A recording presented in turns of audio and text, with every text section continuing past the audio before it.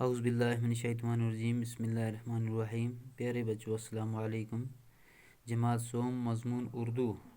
موضوع ہے آج ہمارا بچوں حبہ خاتون۔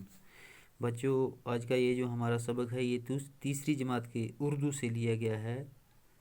آپ اپنی کتاب کا صفحہ نمبر 61 نکالیں اور کتاب پر دیکھیں۔ بچوں، اوپر کچھ اس کے مشکل الفاظ دیے گئے ہیں، ہم انہیں دیکھیں گے۔ ملکہ، فریفتہ، حکمران، ان پڑھ، مشہور۔ بچوں، ملکہ کہتے ہیں رانی، بادشاہ کی بیوی۔ فریفتہ، عاشق، دلدار، دیوانہ۔ حکمران، حاکم، حکومت کرنے والا، بادشاہ۔ ان پڑھ، جس نے پڑھا نہ ہو۔ مشہور، عام۔ حبہ خاتون۔ بچوں، حبہ خاتون کا اصلی نام زون تھا۔ وہ چندرہار، پامپور میں پیدا ہوئی۔ بچوں، حبہ خاتون جو تھی اس کا اصلی نام زون تھا۔ وہ چندرہار گاؤں کا نام ہے، پامپور کا ایک گاؤں ہے، اس میں یہ پیدا ہوئی۔ اس کے والد کا نام عبدی راتھر تھا، یعنی کہ حبہ خاتون کے والد کا نام عبدی راتھر تھا۔ زون کو 5 سال کی عمر میں مقامی مسجد کے امام صاحب کے پاس قرآن مجید پڑھنے کے لیے بھیجا گیا۔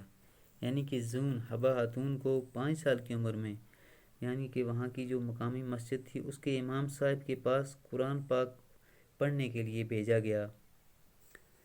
2 سال کے بعد زون نے کچھ فارسی کتابوں کی تعلیم بھی حاصل کی۔ زون کی شادی ایک ان پڑھ لڑکے سے ہوئی، یعنی کہ جس نے پڑھا نہ تھا، اس کے پاس تعلیم نہیں تھی، اس سے زون کی شادی ہوئی۔ سسر، ساس اور اپنے شوہر کی جی جان سے خدمت کرنے کے باوجود بھی سسرال والے زون کو پریشان کرتے تھے۔ یعنی کہ زون جو تھی حبہ خاتون، وہ اپنے سسر، اپنے ساس اور اپنے شوہر، اپنے خاوند کی جی جان سے خدمت کرتی تھی۔ خدمت کرنے کے باوجود بھی سسرال والے جو تھے وہ زون کو پریشان کرتے تھے۔ دکھ کے ان ہی حالات میں زون درد بھرے اشعار کہنے لگی، یعنی کہ زون کو جب زیادہ ستاتے تھے تو اس کی جو زندگی تھی وہ دکھی حالت میں گزرتی تھی، تو دکھ کے انہی حالات میں زون جو تھی وہ درد بھرے اشعار کہنے لگی۔ اللہ تعالیٰ نے زون کو خوبصورتی کے ساتھ ساتھ میٹھی اور پر اثر آواز بھی عطا کی تھی۔ یعنی کہ اللہ تعالیٰ نے ایک تو زون کو خوبصورتی دی تھی، اور خوبصورتی کے ساتھ ساتھ اس کی آواز بھی تھی جو بڑی میٹھی اور پر اثر کرنے والی آواز تھی۔ دل کا بوجھ ہلکا کرنے کے لیے زون اپنے درد بھرے اشعار گاتی تھی، یعنی کہ وہ اپنے دل کا جو بوجھ تھا اس کو ہلکا کرنے کے لیے درد بھرے اشعار گاتی تھی۔